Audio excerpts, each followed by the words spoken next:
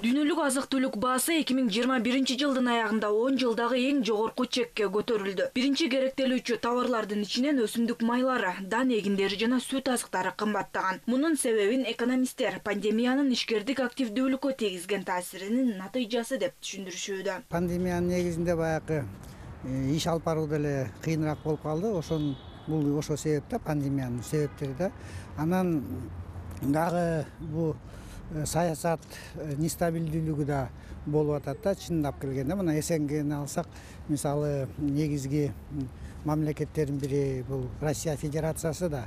Соода саттык, экономикалык карым-катнаштар басаңдай түштү да.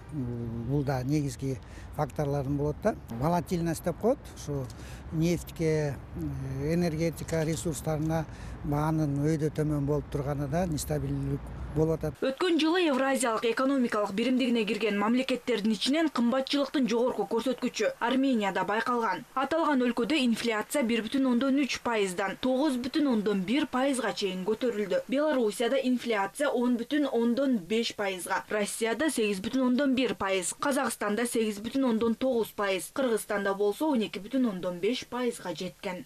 Действительно, незначительный рост цен в республике наблюдается. Бизге кайсы өлкөдөн товар алсак, ошол мамлекеттин рыногуна ылайык баалар коюлат. Булар Россия, Казакстан өлкөлөрү. Биз бул мамлекеттерден кумшекер, суу май, мунай товарларын алабыз. Ал өлкөлөрдө баа кескин жогорулап жатат. Мына ошондуктан бизде дагы баалар кескин өсүүдө деп айтсак болот. Откуда поступает к нам продукция? Былтыркы жылдын аягында ЕЭПке мүчө мамлекеттердин ичинен эң зарыл товарларга болгон эң чоң өсүш Москва шаарында катталган. 2021 жылдын ноябрында ЕЭП өлкөлөрүнүн борборлорунун арасында жумуртканын максималдуу орточо чекени баасы Москва шаарында, ал эми минималдуу Нур-Султан шаарында деп көрсөтүлгөн. Кой этинин эң төмөнкү баасы Бишкекте болсо, у эти ЕЭП ичинде Минск шаарында арзаныраак. Евразиялык экономикалык биримдигине мүчө мамлекеттердин борборлорунда негизги азык-түлүк товарларынын орточо баасы. У этинин 1 килограммы Бишкекте $5,66, Нур-Султан шаарында $5,72 болсо, Москвада $6,70, Минскте $4,36. Кой этинин килограммы Бишкекте $5,61 болсо, Нур-Султан шаарында $6,87, Москвада $8,19.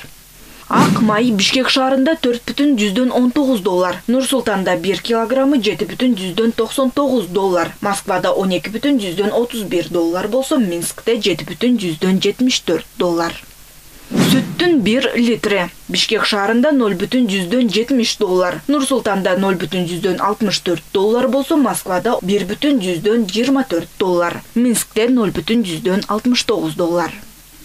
Буğday унунун килограммы Бишкек шаарында $0,47 тегерегинде, Нур-Султанда $0,57, Москвада $0,74, Минскте $0,50.